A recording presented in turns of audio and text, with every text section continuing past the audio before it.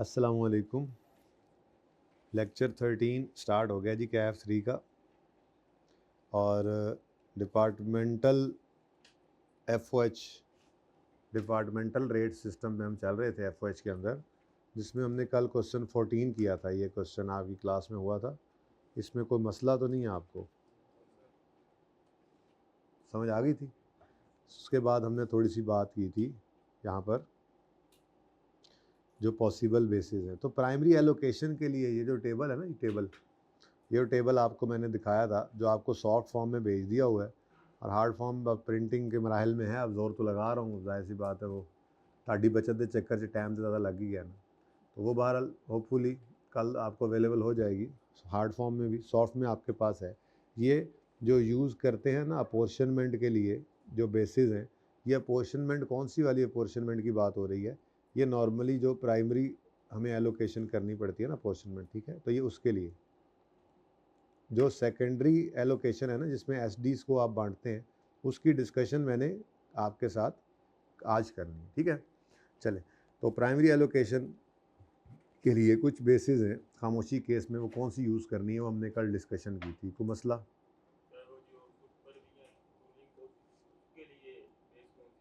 किसके लिए?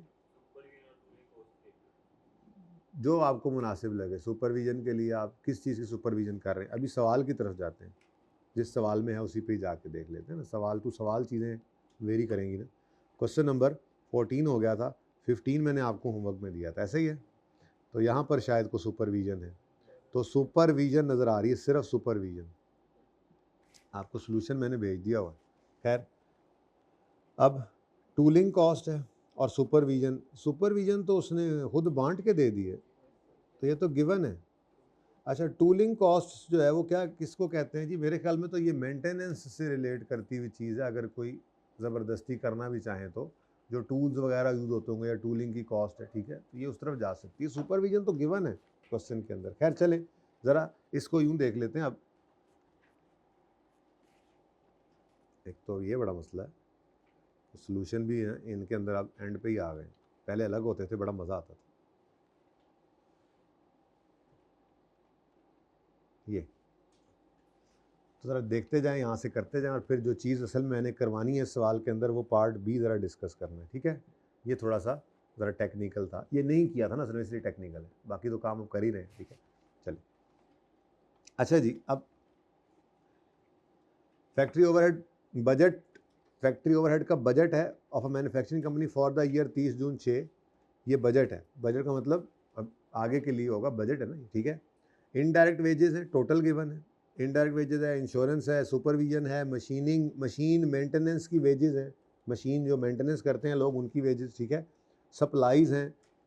सप्लाईज किसे कहते हैं? यही जो मिसाल के तौर पे मेंटेनेंस करने वालों के लिए जो सप्लाईज चाहिए होंगी, कोई ऑयल चाहिए, लुब्रिकेंट्स चाहिए, नट बोल्ट चाहिए, ये छोटी मोटी चीज़ें जो हैं, जो इस कंज्यूमेबल टाइप चीज़ें होती हैं। जैसे दफ्तर के अंदर स्टेशनरी होती है, ये कंज्यूमेबल है। जैसे किसी आप अगर FR1 पढ़ लिया, तो जैसे NPO है मिसाल के तौर पे, तो उसके अंदर को उनके आपके क्लब के अंदर को क्रॉकरी है, कंज्यूमेबल है, ठीक है ना। जो कंज्यूमेबल मतलब कंज्यूमेबल टाइप चीज़ होती है, जो यूज़ होने वाली सप्लाईज, उसके लिए लफ्ज़ इस्तेमाल हो जाता है। फिर पावर है, बड़ी बड़ी मशीनों को चलाने के लिए जो बिजली इस्तेमाल होती है। फिर टूलिंग कॉस्ट है, ये भी मेंटेनेंस से ही मिलती जुलती चीज़ है, खैर उसने वैसे ही अलग से बेस दी हुई है। फिर बिल्डिंग इंश्योरेंस है, इंश्योरेंस ऑफ मशीनरी है, डेप्शन ऑफ मशीनरी और रेंट एंड रेट्स है। At present overheads are absorbed into cost of company's product at 70% of direct wages. यानी ये इसने क्या बताया हमें, जो इस वक्त सिंगल OAR निकाल रहे हैं वो 70% ऑफ डायरेक्ट वेजेस पे कर रहे हैं, ठीक है। ये सिंगल OAR की बेस है, लेकिन हमसे वो रिक्वायर कर रहा है कैलकुलेट करो machine hour rate for each group of machines. अच्छा, ये ग्रुप्स हैं, आगे मशीन ग्रुप्स हैं, ठीक है, गुड। चलें, मशीन ग्रुप्स बेसिकली डिपार्टमेंट्स ही हो गए ना, मतलब हर डिपार्टमेंट के अंदर कुछ मशीनें होती हैं, तो उन्होंने नाम दे दिया मशीन ग्रुप्स। इससे क्या फ़र्क पड़ता है, ठीक है। कल एक सवाल किया था आपने, मशीन 1 मशीन 2, ठीक है। डिपार्टमेंट 1 डिपार्टमेंट 2 कह दे, मशीन 1 मशीन एक और अगली मशीन पे दूसरा काम चलता है, तो डिपार्टमेंट भी ऐसे ही होते हैं, मशीन ऐसी होती है, मशीन ग्रुप कर दें, कोई मसला नहीं, ठीक है, डिपार्टमेंट्स ही हैं। अच्छा, तो सिंगल OAR जो है फिलहाल वो 70% ऑफ डायरेक्ट वेजेस पे निकाल के एब्जॉर्ब करवाते हैं। कंपनी कंसिडर कर रही है चेंज करने का इसको टू अ सेपरेट मशीन और rate of absorption for each of its 4 different machine groups. ठीक है, अब यहाँ पे देखें तो इस सवाल में भी कुछ ऐसी बात थी कि सिंगल, इस सवाल में थी, इससे पिछले में थी, 12वें में भी थी गालिबन, सिंगल OAR निकाल रहे हैं, ये 2008 में सवाल आया था, और अब कंपनी सोच रही है कि वो चेंज करके इसको डिपार्टमेंटल रेट पे ले जाए। 2008 के बाद इसी से मिलता जुलता सवाल ये आ गया 2000, अच्छा ये उससे पहले आया हुआ 2005 का सवाल है। ठीक है, अब following are some further details of costs and machine groups. ठीक है जी, टूलिंग कॉस्ट, अब टूलिंग कॉस्ट ऊपर गिवन थी। ठीक है जी, टूलिंग कॉस्ट गिवन थी, मैं इसको अगर नंबर 1 कर देता हूँ तो ये सीधा सीधा ही नंबर 1 है, लेकिन ये क्या है, ये गिवन है, देख लो यहाँ से चेक कर लो, 285,600 है, 285,600 बांट के उसने दे दी, तो गिवन वाला काम हो गया, तो आसान है। नेक्स्ट इज, बल्कि तरतीब से चलते हैं, बल्कि वहीं से पढ़ लेते हैं। नेक्स्ट सुपरविजन, ये भी उसने बांट कर ही दे दिया, तो ये सुपरविजन आपके पास पड़ी हुई है, इस पे नंबर 2 में आपको क्या है, बेस गिवन है। ठीक है, उसके बाद सप्लाईज, अगेन क्या है, ये तो ज़्यादातर गिवन है इसके अंदर, गुड, सप्लाईज गिवन, तो जो गिवन है तो ज़िंदगी आसान है। नेक्स्ट है मशीन मेंटेनेंस आवर्स, अब ये मशीन मेंटेनेंस आवर्स हैं, कहीं ना कहीं तो इस्तेमाल होंगे ही। ठीक है, फिर नंबर ऑफ डायरेक्ट वर्कर्स हैं, फिर इनडायरेक्ट वर्कर्स हैं, फिर टोटल नंबर ऑफ वर्कर्स हैं। ठीक है, उसके बाद फ्लोर स्पेस है, कैपिटल कॉस्ट ऑफ मशीन है, यानी कि cost of machine, horse power hours हैं, और मशीन के रनिंग आवर्स हैं। ठीक है जी, अब ये कुछ चीज़ें हैं जो खुद से सोच कर करनी पड़ेंगी। ठीक है, आपको ये सारा सवाल आपने कर लिया होगा मेरे ख्याल में, कोई इक्का दुक्का अगर सवाल की गलती एक भाई ने बोला है कि है बीच में, वो इंशाल्लाह सही कर लेते हैं फिर अगली बार के लिए। अब तो नोट्स छप भी गए ना, अब अगली बार ही इसको से तब्दील करेंगे। ठीक है, तो शुरू करते हैं जी काम अब तरतीब से। इनडायरेक्ट वेजेस के लिए क्या चीज़ मुनासिब बेस लगती है आपको, नंबर ऑफ इनडायरेक्ट वर्कर्स। आपको कल वाला टेबल खोलने की ज़रूरत है, तो आपकी जो भी इनडायरेक्ट कॉस्ट होती हैं उनके लिए सबसे मुनासिब बेस कौन सी है, indirect number of employees, number 5 में।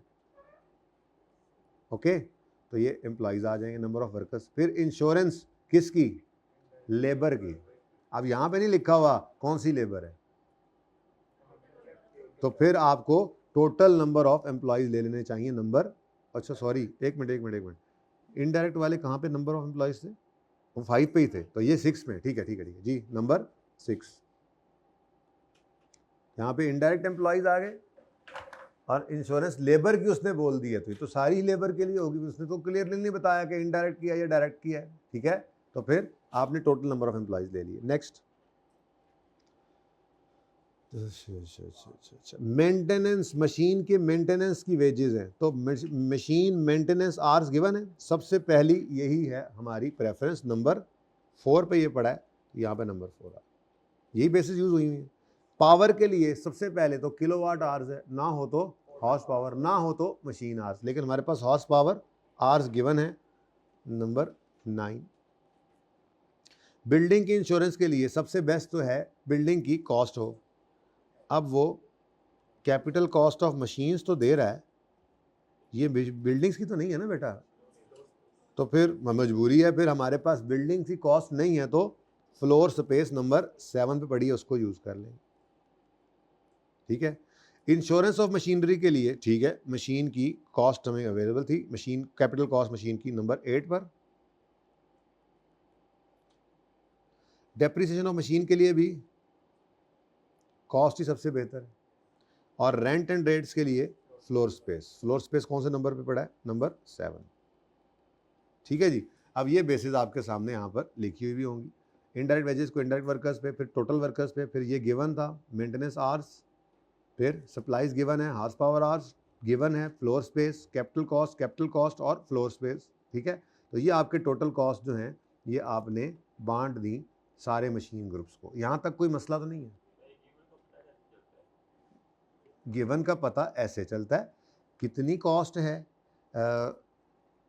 मिसाल के तौर पे कौन सी सबसे पहले, सुपरविजन सबसे पहले पड़ा है ना। ये देखो सुपरविजन की कॉस्ट कितनी है, 514। अब आप नीचे जाकर देखो तो सुपरविजन के सामने आपको नज़र आ रहा है ये सब और इनका टोटल भी 5, यानी कि 514 इस तरह से बढ़ गया। तो ये गिवन ही तो है कि 514 कैसे कैसे ऐसे पता लगता है। तो जो गिवन होगा वो हर डिपार्टमेंट के सामने, हर ग्रुप के सामने आपको नज़र आ रहा होगा और उसका टोटल भी बराबर होगा। ठीक है, और कुछ फिर देखते, फिर कोई बेस गिवन होती उस हिसाब से, फिर कोई होती नहीं तो फिर आप टूल्स किस पे लगाते हैं, टूलिंग कॉस्ट मशीनों पे ही लगती है, तो फिर अल्टीमेटली मशीन आवर्स तो हैं। मतलब बेसिकली ना आप इसको यूं देखें, एक नज़र डाल ही आते हैं यार, इसको ना थोड़ा सा इस तरह से कर लें अपने लिए जब फंस जाएं तो। ठीक है, कि प्लांट रिलेटेड कॉस्ट के अंदर जो चीज़ें तो आपको अच्छे से याद हैं वो याद हैं, ठीक है, समझ भी आती हैं। जो ना पहुंच पाए कोई भी चीज़ तो आखिरी हल फिर किसका है, क्या होता है, मशीन आवर्स तो है ही। ठीक है, डेप्शन के लिए बेहतर क्या है, कॉस्ट, नहीं हो तो मशीन आवर्स तो है ही। इंश्योरेंस के लिए कॉस्ट, पर मशीन ना हो तो मशीन आवर्स तो है ही। रिपेयर मेंटेनेंस के मेंटेनेंस आवर्स, नहीं तो वैल्यू ऑफ एसेट, पहली प्रेफरेंस क्या है, मेंटेनेंस आवर्स, नहीं है तो वैल्यू ऑफ एसेट, नहीं है तो मशीन आवर्स तो हैं ही। ऐसे ही पावर के लिए भी, तो ऐसे ही टूलिंग कॉस्ट फिर टूल किस पे, मेंटेनेंस के लिए यूज होते हैं ना। तो फिर अल्टीमेटली आप तो बाकी इक्का दुक्का गलत हो भी जाएगा तो उससे फेल नहीं हो। ठीक है ना, ये याद रखा करो बस। ठीक है,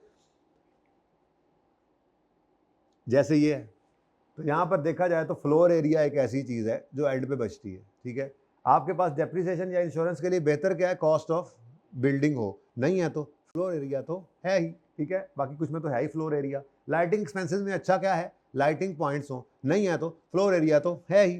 तो ये थोड़ा सा ज़हन में रखा करो कि बिल्डिंग रिलेटेड खर्चे जो हैं जब कुछ ना बने तो फिर फ्लोर एरिया तो है ही। मशीन रिलेटेड खर्चों में जो याद कर लिए जहन में बैठ गए हैं वो तो हैं ही, कुछ ना हो तो मशीन आज तो हैं ही। ठीक है, okay, is it the time to come to the class? English is coming fast.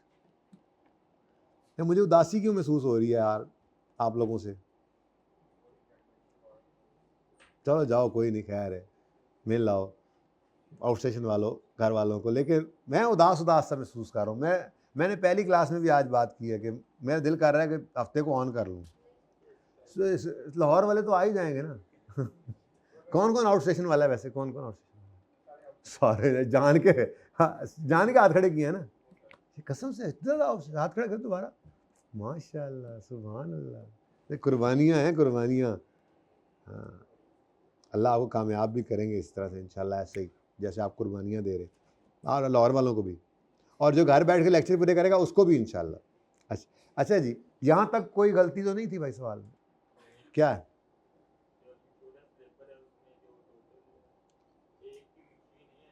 हाँ, इंश्योरेंस की जो कॉस्ट है ना जी, चेक कर लेते हैं भाई, कह रहे हैं किसी में ना इंश्योरेंस लेबर 100, मशीन कितने इंश्योरेंस मशीन, ये 399,840 है। अच्छा कर लेते हैं, 399,840 है। और इंश्योरेंस ऑफ मशीन के लिए आपके लिए कैप ये कॉस्ट ऑफ मशीन लेकर चलनी है ना आपने जी।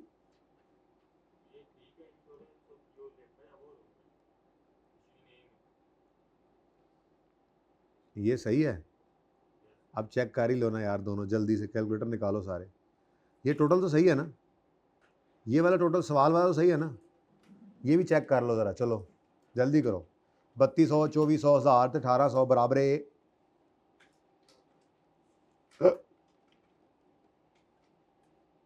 जी सही है। अब जी एक मिनट, जब इसके सूची में छोड़ो ना, आप सारे देख रहे हैं ना। ठीक है, अब कैलकुलेटर हाथ में आपके, 399,840 डिवाइडेड बाय 80, नहीं ये ऊपर भी 1000 में ही है, ये रुपीज़ में है, तो फिर 399,840 डिवाइडेड बाय 8400 कर लो। ठीक है, मल्टीप्लाइड बाय 3200 करो, आंसर क्या आता है चेक कर लें ज़रा जल्दी से। अब यही है, ठीक है, अगला भी जल्दी से अब चेक करें। 399,840 डिवाइड बाय 8400,000 मल्टीप्लाइड बाय 2400, जल्दी करें।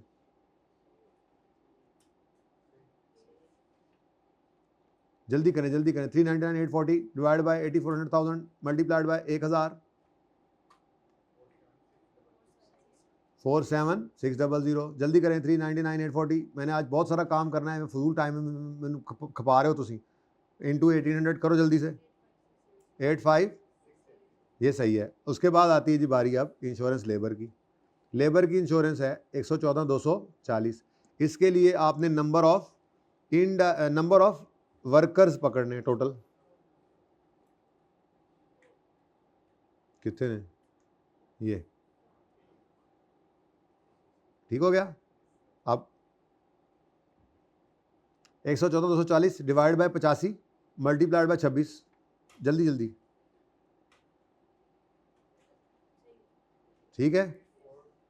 Next 114,240 divide by 85 multiply by 34, जल्दी जल्दी, 45696। 114,240 डिवाइड बाय 85 मल्टीप्लाई बाय 15, जल्दी,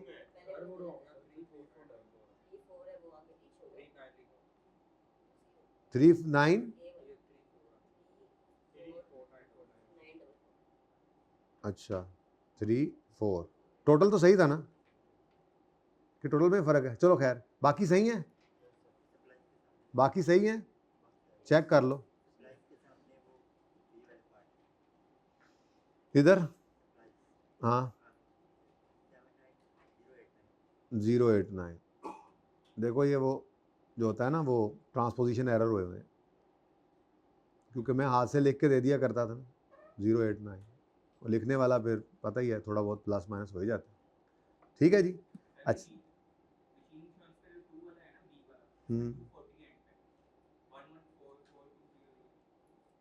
यार वैसे की करी जाने हैं, क्यों टाइम ज़ाया कर रहे हैं जी। 114,240 ठीक है, चलें जी, ये गलतियां आपने सही कर लेनी है खुद से, ठीक है। उसके बाद इसके टोटल्स में तो फ़र्क नहीं आया हुआ, आया हुआ है तो हर जगह ही फ़र्क पड़ेगा। इसको ना मैं करेक्ट करके आपको दूंगा फिर, ठीक है, ये करेक्ट करेंगे इंशाल्लाह। लेकिन चूंकि अब ये जो निकला हुआ है इसी को यूज़, चलो यार कर ही देते हैं अब करेक्ट। और कोई मसला, और कहीं पे कोई मसला तो नहीं है, और तो कहीं पे मसला नहीं है ना, पक्की गल है ना। टोटल कराओ फिर, ए का टोटल बताओ, ये आने टके का फ़र्क, जल्दी करो। अब ये बिल्कुल ठीक है, ये कैसे हो सकता है? 3,34,944 करके भी यही आंसर आता है। सुभान अल्लाह, सारे बोलो सुभान अल्लाह। कैलकुलेट कर लो जल्दी से, जल्दी कर लो यार, मेरा सारा काम रह जाना है। कल वैसे लेट हो गया, आज तुम लोगों ने इसे फजूल काम में लेट कर दिया।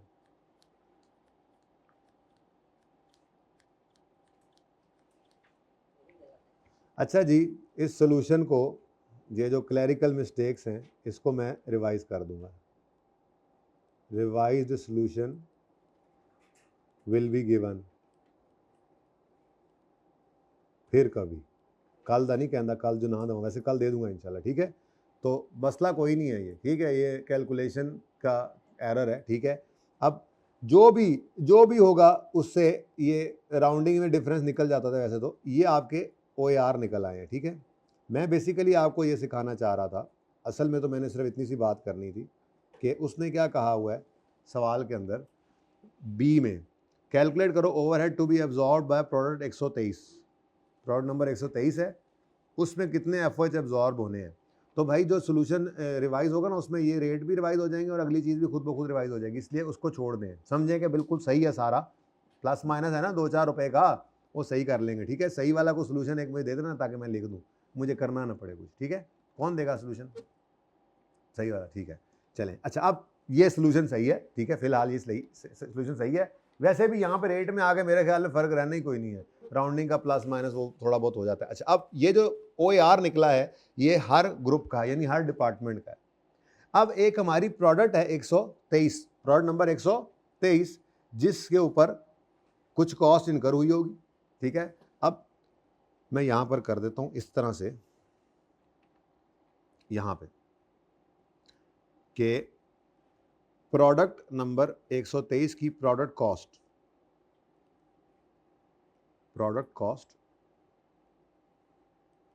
हमने निकालनी है जी, ठीक है, पर यूनिट। और ये उस सूरत में निकाल रहे हैं हम जब हमने डिपार्टमेंटल OAR यूज़ किया। अब प्रोडक्ट कॉस्ट पर यूनिट के अंदर आपको पता है 3 तरह की कॉस्ट आती हैं। डायरेक्ट मटेरियल कॉस्ट, जो कि मुझे नहीं पता कितनी है, सवाल में कहीं गिवन नहीं है, क्योंकि उसने मुझसे मांगी नहीं थी ना कि 1 2 3 के ऊपर टोटल प्रोडक्ट कॉस्ट कितनी है, उसने मुझसे ये नहीं मांगी थी। लेकिन मैं पूरी तस्वीर इसलिए बना रहा हूँ कि आपके दिमाग में ये चीज़ तो आए कि करना क्या है, कर कहाँ पे, फिगर कौन सी वाली निकाल रहे हैं यहाँ रिक्वायरमेंट में, ठीक है। डायरेक्ट मटेरियल कॉस्ट के बाद होती है जी डायरेक्ट लेबर कॉस्ट। मुझे लगता है ये गिवन थी, कहीं गिवन है, ये गिवन है अगले पार्ट में। Calculate overheads to be absorbed by each unit of 1 2 3 if labour cost is 1200 and present method of absorption, यानी कि सिंगल रेट पे चलें तो इतनी लेबर है, क्योंकि उसने लेबर की परसेंटेज लगाते थे ना, तो उसने अगले पार्ट में वैसे ही दे दी लेबर की कॉस्ट ताकि उससे परसेंटेज लगा के एफओ निकल सके। पर मैंने ज़रा अपने फॉर्मेट में डाल दिया कि डायरेक्ट लेबर कॉस्ट कितनी है, इस 1 2 3 प्रोडक्ट की डायरेक्ट लेबर कॉस्ट कितनी है जी 1200। तो बोलो अच्छा। अब तीसरी चीज़ होती है इसके अंदर एफओएच की कॉस्ट, तो ये असल में निकालनी थी। अब एफओएच की कॉस्ट जो है वो 4 डिपार्टमेंट्स से होकर निकलेगी, ठीक है। पहला डिपार्टमेंट जो है उसका OAR क्या निकला है, पहले डिपार्टमेंट का OAR क्या निकला है 74.74, 74.74 पर मशीन आर, ये निकला है। अब सवाल कहता है एब्जॉर्ब्ड एफओएच निकालो 1 2 3 के, अगर ए ग्रुप के अंदर इस 1 2 3 पर कितने आर्स लगे हैं 8, इसका मतलब इंटू 8 करेंगे, बात समझ आई। प्लस दूसरा डिपार्टमेंट बी, उसमें कितना रेट निकला है जी, किधर गया वो, ये इधर पड़ा है 29.23 पर मशीन आर, तो 29.23 पर machine hour into B department में या बी ग्रुप में कितने आर्स लगे हैं। ये अब बात समझ आई है कि OAR निकला डिपार्टमेंट वाइज, तो एब्जॉर्ब कैसे हो रही है, मैं इसलिए करवा रहा हूँ, ठीक है। सवाल में सिर्फ ये वाली वर्किंग मांगी हुई थी, लेकिन मैं जरा तफसील से कर रहा हूँ ताकि आपके पूरे नक्शा सामने आए कि असल में तो वो फिगर निकाल रहे हैं एफओएच जो एब्जॉर्ब करवाते हैं, ठीक है। पहले एक ही रेट होता था, अभी वो भी कर देते हैं अगले पार्ट के अंदर, वो भी दिखा देता हूँ, ठीक है। तो डिफरेंट तरीके हैं, आप जैसे मर्जी करें। तीसरा डिपार्टमेंट सी, उसका रेट क्या है जी 35.81, और इसमें कितने आर्स लगे हैं जी, एक ही आर लगा है। प्लस डिपार्टमेंट डी का 86.40 इंटू कितने आर्स लगे जी 4, तो ये जनाब आपकी टोटल एफओएच की कॉस्ट आ जाएगी। कितनी आ रही है जी ज़रा बताइए, बल्कि यूं कर लेते हैं ज़रा,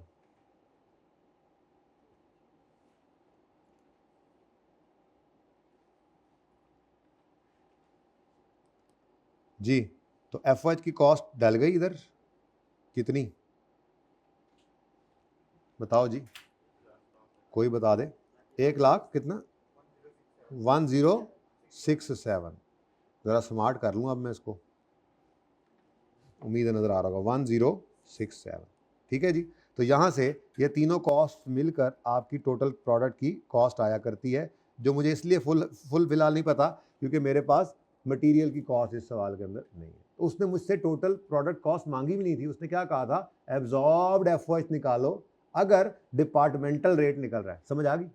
1 2 3 प्रोडक्ट पे कितने आर्स लगे, वो हर डिपार्टमेंट को उसको अलग देने पड़ेंगे अगर उसने ये लगवाना है, तो उसने बता दिए। हमने हर डिपार्टमेंट का रेट निकाला हुआ था पर मशीन आर रेट निकाला था ना, ये देखो ये मशीन आर्स की बेस पर है, तो मशीन आर्स से डिवाइड किया हुआ, ये 30,000 60,000 25,000 और 10,000, ये कहाँ से मिले थे, ये 30,000 60,000 25,000 10,000, यानी ये किसी बेस के तौर पे इस्तेमाल नहीं हुआ, लेकिन OAR के लिए इस्तेमाल होगा। डेटा कहीं ना कहीं तो इस्तेमाल हो ही जाता है, ठीक है।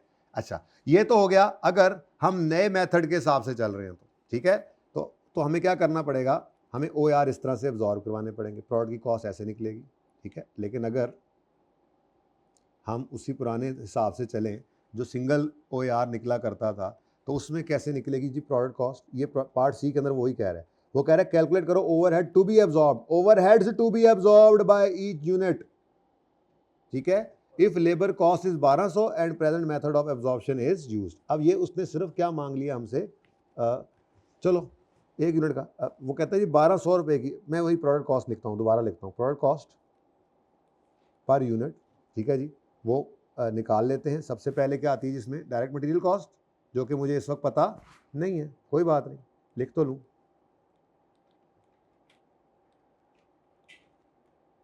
उसके बाद डायरेक्ट लेबर कॉस्ट, कहता है जी 1200 लगेगी इस प्रोडक्ट 1 2 3 पे 1200, और FOH की कॉस्ट।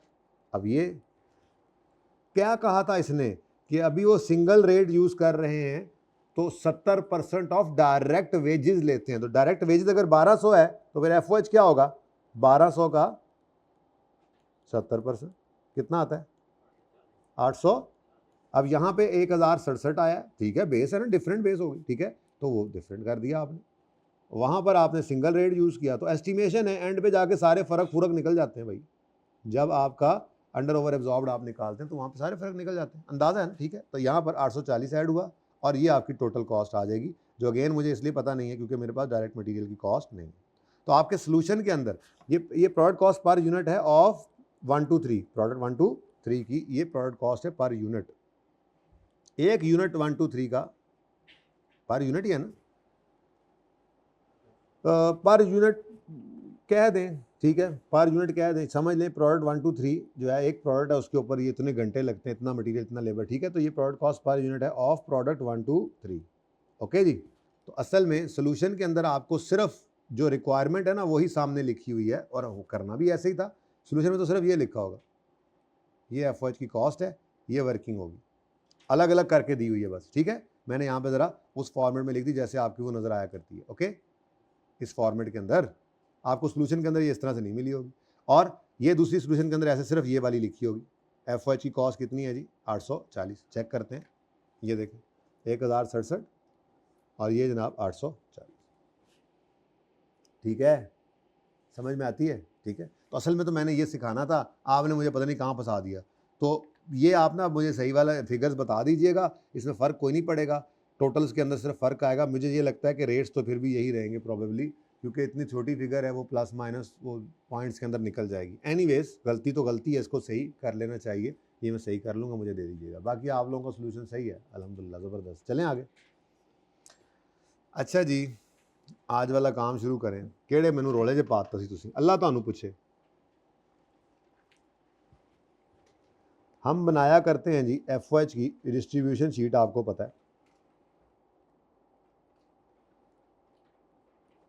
तो FOH की डिस्ट्रीब्यूशन शीट ज़रूरी है।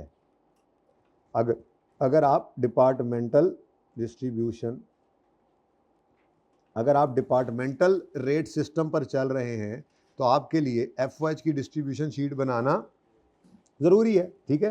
अब FOH की डिस्ट्रीब्यूशन शीट के अंदर एक आप किया करते हैं प्राइमरी एलोकेशन,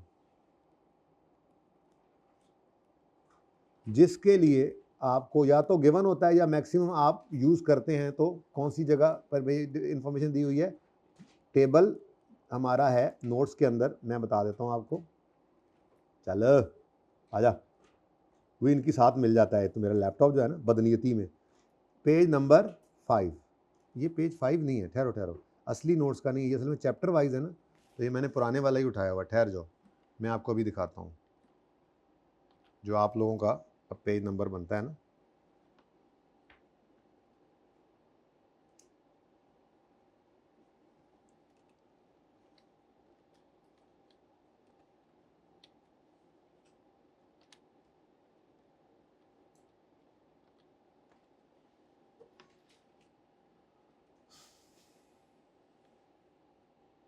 ये 57 से शुरू होता है ना चैप्टर, तो ये क्योंकि अब आपकी किताब का रेफरेंस होना चाहिए, तो ये हम जनाब पेज नंबर 62 का रेफरेंस देंगे कि ये वो टेबल है प्राइमरी अपोर्शनमेंट के लिए, प्राइमरी एलोकेशन के लिए, जो हम अक्सर यूज़ करते हैं, ठीक है। तो ये पेज नंबर 62 होगा आपके नोट्स का इंशाल्लाह।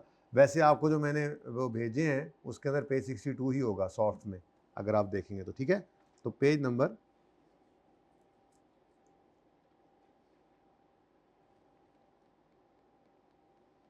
ये, तो टेबल ऑन पेज 60 केड़ा सर खुद ही देख लें जाके, हम तो भूल गए यहाँ से आते आते, मेरे तो पुलक कर दें। ठीक है जी, तो ये जनाब हमने सीख लिया है काम करना। अब ये डिस्ट्रीब्यूशन शीट आपकी स्टार्ट ऑफ द पीरियड पे बनेगी तो बजटेड एफओएच की डिस्ट्रीब्यूशन शीट होगी, अगर एंड पे बनेगी तो एक्चुअल एफओएच की बन जाएगी। ठीक है, लेकिन प्राइमरी एलोकेशन के लिए यही असूल है, या गिवन होगा या आप इस टेबल को यूज करके बेसिस अप्रोप्रिएट ढूंढ लेंगे। ठीक है, लेकिन जब एक बार आप प्राइमरी एलोकेशन कर चुकते हैं, ये है प्राइमरी एलोकेशन, ये येलो जो नजर आ रही है, ये प्राइमरी एलोकेशन जब आप कर चुकते हैं तो उसके बाद फिर आपको सेकेंडरी एलोकेशन करनी पड़ती है, जिसका मतलब क्या था कि एसडीज की कॉस्ट जो आपने एलोकेट की हैं उनको भी आप पीडीज को एलोकेट कर देते हैं। इसको कहते हैं सेकेंडरी एलोकेशन। मैंने पहले दिन बताया था, यहाँ सवाल में भी लिखा होगा एक सवाल, ये प्राइमरी एलोकेशन और ये क्या है, सेकेंडरी। तो सेकेंडरी एलोकेशन पे बड़े मसले हैं। ठीक है, तो आप बात कर रहे हैं हम सेकेंडरी एलोकेशन की।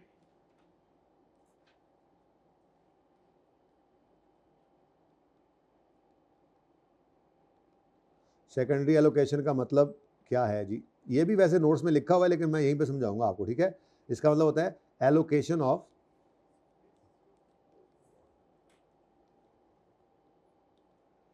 एसडीज कॉस्ट्स टू पीडीज। ठीक है जी, तो एसडीज की कॉस्ट को भी पीडीज को एलोकेट कर देने को कहा जाता है जी सेकेंडरी एलोकेशन।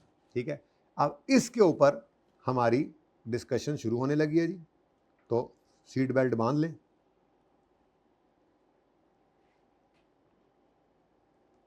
अभी तक जो हमने की है ना एलोकेशन, वो पता है सबसे सिंपल वाला केस था, और वो केस क्या था, आपके सर्विस डिपार्टमेंट्स सिर्फ प्रोडक्शन डिपार्टमेंट्स को सर्विस दे रहे थे। दिमाग में आ रहा था कल परसों जब सवाल कर रहे थे कि कैंटीन में अगर मेंटेनेंस वाले जाके खाना पीना करें तो वो तो कैंटीन मेंटेनेंस को भी सर्विस दे रही है, लेकिन हमारे सवालों में ऐसा नहीं था। तो ये एक सिनेरियो है, ठीक है, जिसके अंदर सिर्फ एसडी सिर्फ किसको सर्विस दे रहे हैं, पीडीज को। ठीक है, तो ये काम हमने कर लिया, लेकिन दूसरे भी करते हैं, पर पहले ये लिख लें जरा यहाँ पे, SDs provide services to SDs only.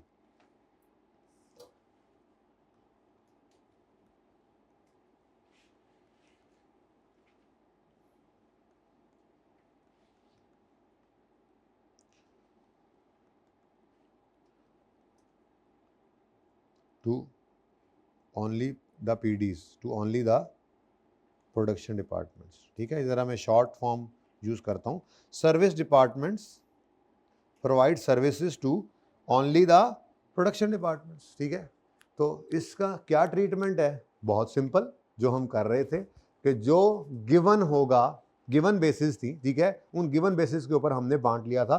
ये 3 सवालों में हम अभी तक कर चुके हैं। सबसे पहले हमने ये काम किया था क्वेश्चन नंबर 12 में, तो सर्विस डिपार्टमेंट को बांटा था हमने, ये बेसिस गिवन थी सवाल में।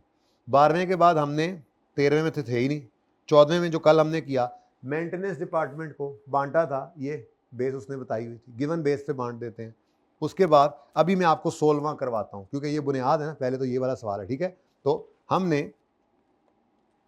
क्या करना है जी, सिंपल सिनेरियो है,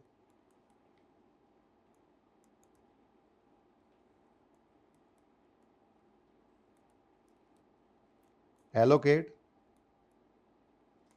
cost of PDs, cost of SDs to PDs on given basis।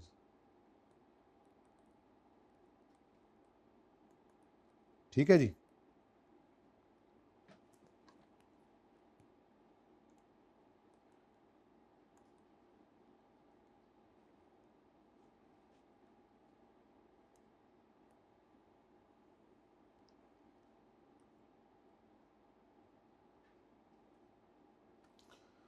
अच्छा जी। अब इसके लिए नीचे रेफरेंस, बल्कि आप लोग साथ साथ अगर ना लिखे तो बेहतर है, पता नहीं कहाँ तक कहानी जानी है भाई। अभी तो मैं ये वैसे आपको मशवरा दे रहा हूँ, क्योंकि अभी जो अगली कहानी है ना, वो कहानी काफ़ी जो है ना वो तफसीली है।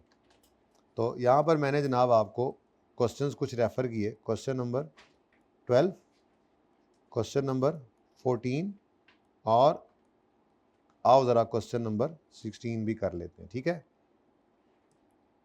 ओके, चलो ओपन करो। आपको कल दिए थे ना क्वेश्चंस, वो तो कल मैंने ये बात शुरू कर देनी थी, कम से कम 16 कर लेना था, लेकिन ऐसे ही है ना, आप लोग जैसे अब आज जैसे आप लोगों ने किया मेरे साथ, तो ऐसे ही है, ठीक है। तो 16 पे आ जाए ज़रा। 16 अभी हमने 12 और 14 में जो किया बस वैसा ही कुछ यहाँ पे है। Asgar limited has 2 production departments, PDA and PDB, and 3 service departments, SD1, 2, 3.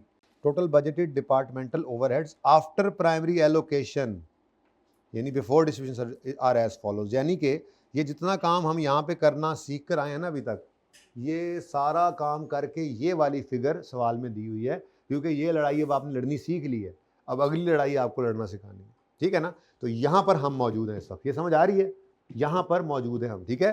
तो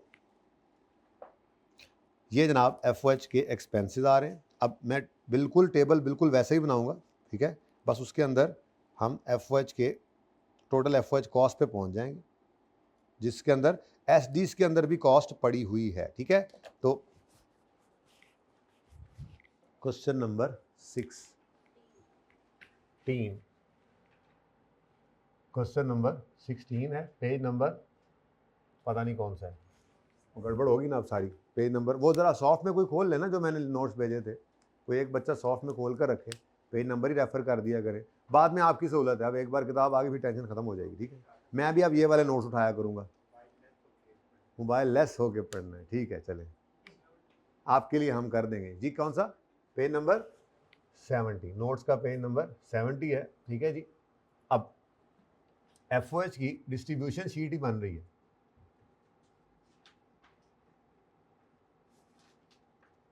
ठीक है जी।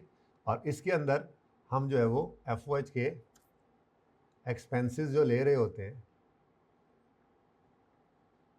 तो इस कॉलम के अंदर हम पहुंच चुके हैं इस वक्त FOH, टोटल FOH की कॉस्ट वाली जगह पर, ठीक है। तो टोटल FOH की कॉस्ट ये आ चुकी है। खैर अपना अगला काम तो वैसे ही करेंगे हम, ठीक है जी। और वो क्या होता था जी, सबसे पहले यहाँ पर हमने क्या लिखना होता था जी, बेस, बेस आ गई,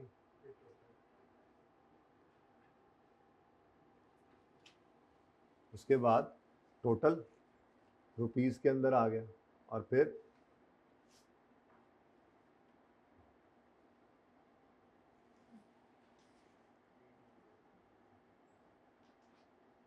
रुपीस इन थाउजेंड करेंगे, देखो ना डब पागल थोड़ी हम, मैंने नहीं सिफरा लिखा, रुपीज इन थाउजेंड, ठीक है। जिंदगी आसान बनाइए अपने लिए, कौम के लिए। तो टोटल कितने PDs हैं, 2 हैं ना, तो फिर तो यहाँ पे सवाल आ जाएगा पूरा, ठीक है। टोटल रुपीज इन थाउजेंड, और उसके बाद अब आप शुरू हो जाएं जी। अहबाब बताइए, प्रोडक्शन डिपार्टमेंट्स हैं और सर्विस डिपार्टमेंट्स हैं। प्रोडक्शन डिपार्टमेंट्स कौन कौन से, ए और बी, ए और बी है, PDA मैं लिख लेता हूँ और PDB, ये नाम हमारे पास आ गए प्रोडक्शन डिपार्टमेंट्स।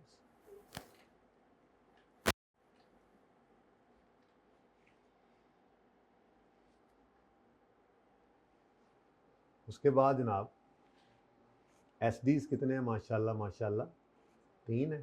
चलो जो सिखाना है ना काम वो ज़्यादा हो गए, आप देख लो। SDs आ गए जनाब हमारे पास, SD 1 2 3 है, SD1, SD2 और SD3, ये हमारे सर्विस डिपार्टमेंट्स आ गए, ठीक हो गया जी। चल अब सारा काम हुआ पड़ा है जो आप अभी तक इतने दिनों से सीख रहे थे, क्योंकि वो आपको अब आता है, ठीक है। अब अगला काम करना है SDs, और सवाल के अंदर अगर आप देखेंगे तो ये वही केस है जो अभी तक आप करते आए थे, लेकिन चूंकि कॉन्टीन्यूटी में आपको करवाने हैं, ये चीज़ अलग से सिखानी है, ठीक है, इसलिए ये आपको पहला सवाल यही मिला है, ठीक है। तो FOH एक्सपेंसेस हैं 800, 1000, 200, 150 और 400। जी दोबारा बता दो ज़रा मुझे। 800, 1000, 200, 150 और 4। अब लेबर आवर्स भी उसने दे दी, पता नहीं क्यों दिए हैं, देखेंगे। कैलकुलेट करना है overhead absorption rate for each. अच्छा OAR निकालना है तो फिर सिर्फ यही आर्स गिवन है तो इसी बेस पे निकाल लेंगे, ठीक है। आगे वो कहता है SDs provide support as follows. SD1 PDA और PDB को सर्विस देता है 40-60 में, SD2 PDA PDB को 80-20 और SD3 PDA PDB को 50-50 में, ठीक है। तो ये देख लो, कोई भी सर्विस, ऐसे पढ़ना है ना, कोई भी सर्विस डिपार्टमेंट किसी दूसरे सर्विस डिपार्टमेंट को सर्विस नहीं दे रहा, ठीक है। अब ये आपको बेसिस हैं गिवन। तो सेकेंडरी एलोकेशन में आपने बेसिस जो है वो यहाँ पे, ये तो गिवन था ना, ये टोटल एफर्ट कॉस्ट होती है, असल में गिवन थी, मैं यहाँ पे लिख देता हूँ, ठीक है। अब यहाँ पे मुझे क्या शुरू करना है जी, सेकेंडरी एलोकेशन। तो तरतीब से शुरू हो जाओ जी। सबसे पहले SD1 गिवन है तो SD1 से शुरू कर दो आप भी, ठीक है। तो SD1 सेकेंडरी एलोकेशन है, और SD1 की बात अगर करें तो SD1 की परसेंटेज अब यहाँ पे लिख देनी है आपने। SD1 40-60, बस ये ब्रैकेट में लिख दो 40-60, ये 40-60, ठीक है। अब कॉस्ट कितनी है ये देखो, SD1 की कॉस्ट कितनी है 200, ये 200 यहाँ से निकाल लो, इसका 40%, 80-60% एलोकेटेड, ठीक है। नेक्स्ट SD2 है, SD2 के बारे में कहता है जी 80-20, तो यहाँ पे हमने लिखा जनाब 80-20। अब SD2 की कॉस्ट कितनी पड़ी हुई है 150, करो 80-20, 120 और 30, और फिर जनाब SD3 है, SD3 कितना है जी 50-50 है, 50-50, 50-50 जी, 400 की टोटल कॉस्ट है, तो 200-200 करके लो जी। तो ये काम हमने पहले भी किया था, ये हमारे लिए कोई नई चीज़ नहीं है, जिसमें ये ज़ीरो अब हो गए, और इधर क्या आ गया जी,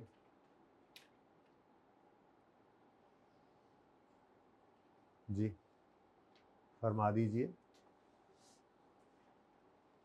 ये इतने से टोटल नहीं हो रहे आपसे, 1200 और 0, ठीक है। अब OAR निकालना है, ठीक है। अब ये क्या आ गया जी, ये अब टोटल FOH ही है जो हमने आफ्टर SDs, वही टोटल है, बस उसमें SDs को ख़त्म कर दिया हमने, टोटल FOH की कॉस्ट आ गई। अब इसको आपने डिवाइड कर देना होता है बेस से, तो आप पहुंच जाया करते हैं ओवरहेड एब्जॉर्प्शन रेट। अब सवाल के अंदर उसने कहीं पे कोई वैसे बताया ही नहीं, बस एक ही चीज़ दे दिया उसने, बजटेड डायरेक्ट लेबर आवर्स। तो भाई वैसे भी सवाल चुप हो तो मैंने आपको कहा था यही बेस है, यही बेस ले लिया करो, ठीक है। लेबर की बेस, लेबर आवर्स की बेस पे निकाला करो, ठीक है। तो ये 12,000 और 18,000 है, 1000 में चल रहे हैं तो हम डिवाइड बाय 12 और डिवाइड बाय 18 करेंगे, तो हमारे पास OAR क्या आ रहा है जी, ₹100 और ₹75, ठीक है। तो ₹100 पर लेबर आवर और ₹75 पर लेबर आवर।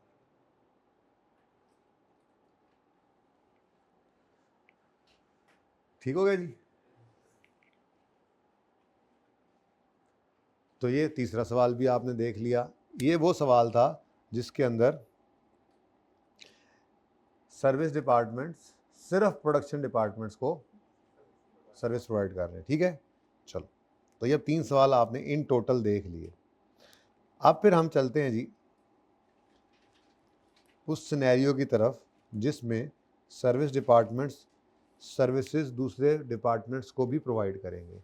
इसमें फिर आगे 2 हैं सिनेरियोज, 2 सिचुएशंस हैं। पहली आसान है, वो करते हैं, ठीक है। अब वो वहीं बोर्ड पे कर लेंगे और दूसरी वाली के लिए फिर इस तरफ आ जाएंगे, ठीक है। तो एसडीज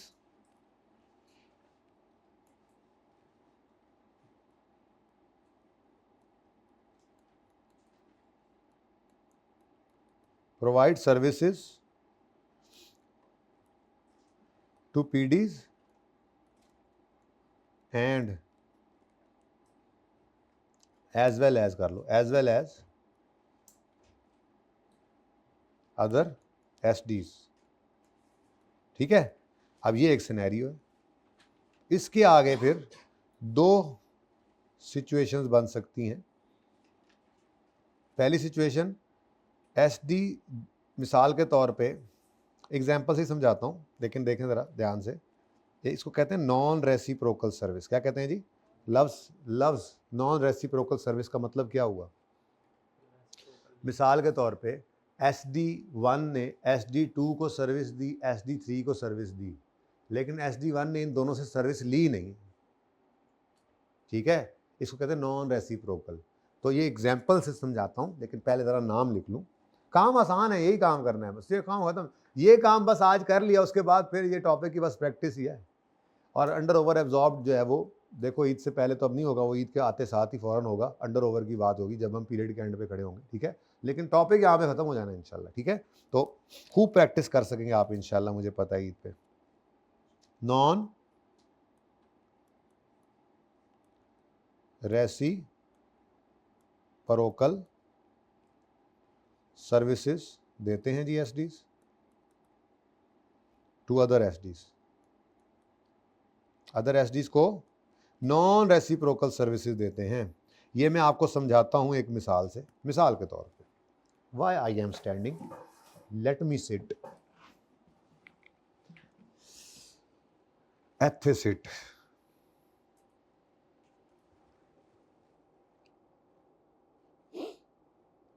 आपका सर्विस डिपार्टमेंट है एक्स,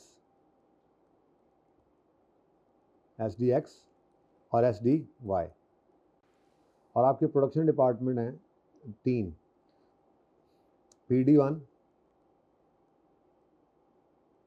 ऐसी कोई भी हो सकते हैं ना, मैं तो बस समझाने के लिए वैसे कर रहा हूँ, PD2, PD3। आप चूंकि सर्विसेज SDs को भी ये देते हैं तो मैं आगे वो भी लिख रहा हूँ, SDX और SDY, ठीक है। ये सिचुएशन है जनाब।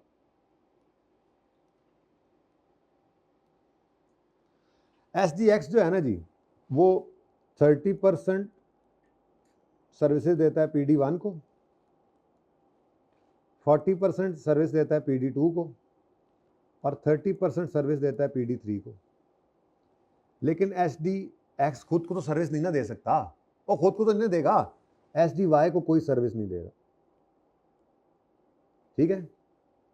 जबकि जो SDY है वो 40% सर्विस देता है PD1 को, लेट्स से ये कैंटीन है, ठीक है। और SDY जो है वो PD2 को 30% दे रहा है, कितना हो गया? 70 हो गया। 20% कर दो इधर और 10% इधर, ठीक है जी। अब बात समझ आई थोड़ी सी?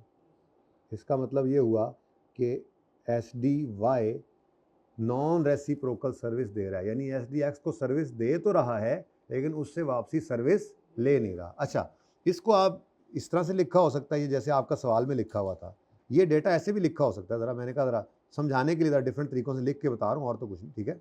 तो ये ऐसे भी लिखा हो सकता है, लैंडस्केप की बजाय पोर्ट्रेट में भी लिखा हो सकता है कि आपके 2 SDs हैं, ठीक है जी,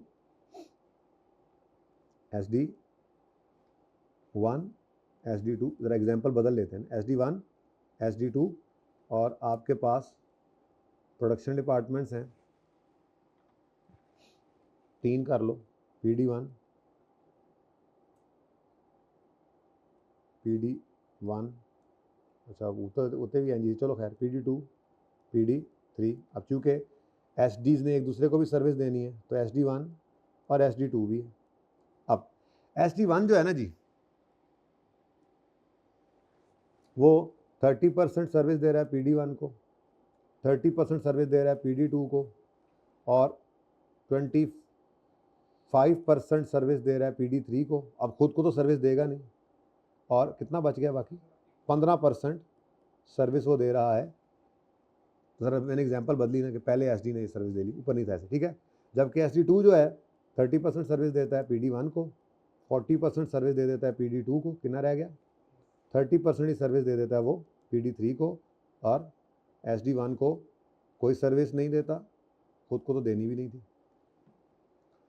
तो ये नजर आ रहा है आपको? ये क्या है जी? Non reciprocal services. क्या है जी ये? कि SD, जो SD दूसरे SD को सर्विस दे रहा है उससे वापस सर्विस ले नहीं रहा, ठीक है। इसका बहुत आसान तरीका है जी, ये तो बहुत आसान वाला काम है, ठीक है। इसके अंदर हम क्या करेंगे? हम सीक्वेंस को फॉलो करेंगे। क्या करेंगे जी? सीक्वेंस को फॉलो करेंगे। कौन सी सीक्वेंस को? हम ये देखेंगे कि कौन सा SD ज़्यादा सर्विसेज दे रहा है, तो सबसे पहले उसको एलोकेट कर देंगे। टॉप डाउन अप्रोच भी इसको कहते हैं, ठीक है। उसको एलोकेट कर देंगे, क्योंकि देखो ना, जो ज़्यादा सर्विस दे रहा है उसने SD ने दूसरे SD को भी सर्विस दी होगी, तो उसकी एलोकेटेड सर्विस वहाँ पहुँच जाएगी, ठीक है। तो वो ज़्यादा सर्विस वाला ज़ीरो हो जाएगा। अब जो थोड़ी सर्विस वाला होगा उसमें SD वाले भी कॉस्ट आ जाएगी, वो फिर वहाँ से निकल कर चली जाएगी। तो ये लिखता हूँ कि इसका क्या करना है। इसका जनाब ये करना है, ये अब नॉन रेसिप्रोकल सर्विस का जो है वो ट्रीटमेंट बताने लगा हूँ आपको कि sequence is followed.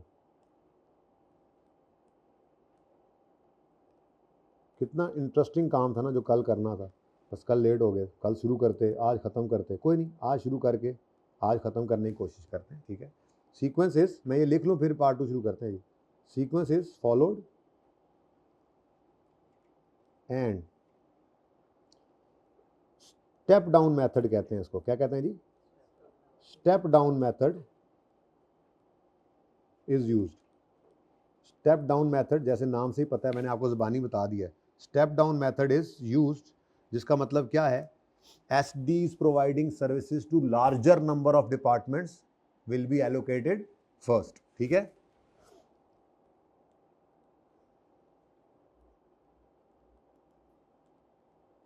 Providing services to larger number of departments should be allocated first.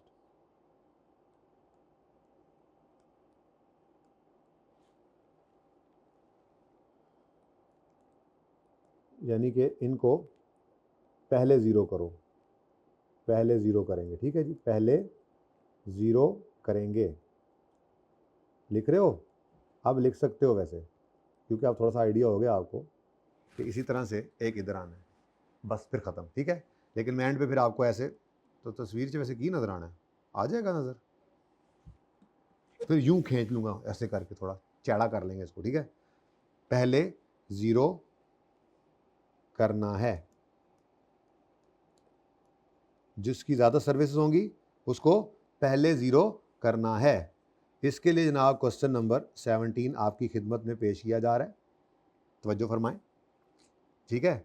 ये बात समझ आई है? बहुत आसान ये भी, ठीक है। चलो क्वेश्चन नंबर 17, ये आमने सामने ही होने चाहिए 16 और 17, ठीक है ना, ज़रा अच्छा समझ आता है। देखो, अच्छा एक निशानी इसके अंदर अगर आप गौर फरमाएं ना, दूर से देखकर अगर पता लगे नॉन रेसिप्रोकल सर्विस का, तो वो देखोगे ये कभी भी बराबर नहीं होंगे। यहाँ पर कितनी परसेंटेज आ रही हैं? 3, और इधर कितनी आ रही हैं? 4। ये बराबर हो जाएंगी तो मतलब वो दूसरी तरफ चले जाएंगे, वो अभी दिखाता हूँ, ठीक है ना। फिर उसके बाद यहाँ पे भी लिख लेंगे। बहरहाल फिलहाल गौर तलब बात ये है, एक तरफ परसेंटेजेस जो है वो 3 है, दूसरी तरफ 4 है, ठीक है। जितने होंगे उस हिसाब से होगा। वैसे मेरी एग्जाम्पल के अंदर चूँकि 2 SDs और 3 PDs है ना, ठीक है। अब आइए ज़रा तशरीफ़ का टोकरा लाइए ज़रा। Assume all data is same, Allah, assume all data is same as, काश मैंने यहाँ पे किया तो कॉपी पेस्ट कर लेते। खैर चलो, assume all data is same as question 16 above, except ये वाली चीज़ तब्दील कर रहे हैं, ठीक है। तो वो क्या है जी? SD1 PD A को PD B को सर्विस दे रहा है, उसके अलावा किसी को नहीं दे रहा। SD2 PD A को सर्विस दे रहा है, PD B को दे रहा है, SD1 को भी दे रहा है और SD3 को भी। खुद को तो देनी नहीं होती इसमें। जबकि SD3 जो है वो PDA PDB और SD1 को सर्विस दे रहा है। जाहिर है खुद को तो देता नहीं। हाँ, SD2 को दे सकता था पर उसने यहाँ पर नहीं लिखा सवाल में मैंने, ठीक है। अब सवाल तो बिल्कुल वैसा ही है, फटाफट इसी की कॉपी कर लेते हैं। अब कैसे करें कॉपी, यहाँ पे जल्दी कॉपी भी नहीं हो सकती। तो क्वेश्चन नंबर 17 है, पेज नंबर 70 ही है, एफओएस की डिस्ट्रीब्यूशन शीट है।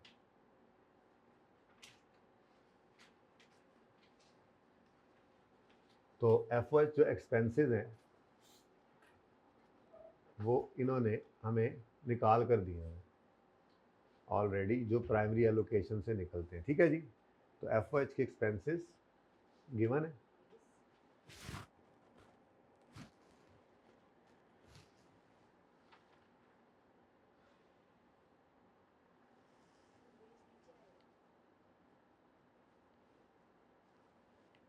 इधर ही आएगा, अच्छा जी। ये एफओएच एक्सपेंसेस का, अच्छा वो है, ठीक है जी, एलओ जी। अच्छा जी, अब इसकी बेस तो गिवन है।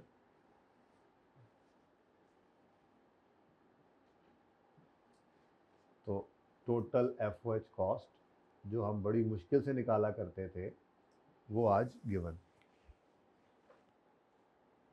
ठीक है। चलें जी, आप ज़रा पार्ट 2 शुरू कर लें।